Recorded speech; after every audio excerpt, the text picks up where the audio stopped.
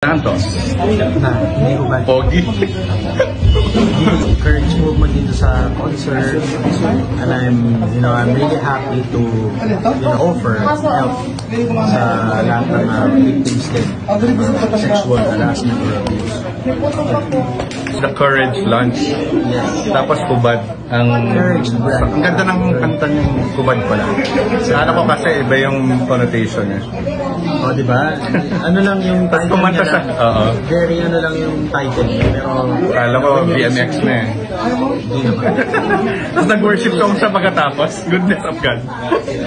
When you listen to the lyrics, hindi siya bastos. Gusto ko yung high song, high part mo dun eh. Sa dulo. Kaya mo ba i-reenact yung part na yan? Mahawa ka naman sa Malang talent pin ito eh, sorry. 4 na oras na akong kumakanta. Pag mga 15 seconds, mga 20,000 na yan. Ano ba? Mga 50,000 per minute. I hope guys, listen to it sa Spotify, sa lahat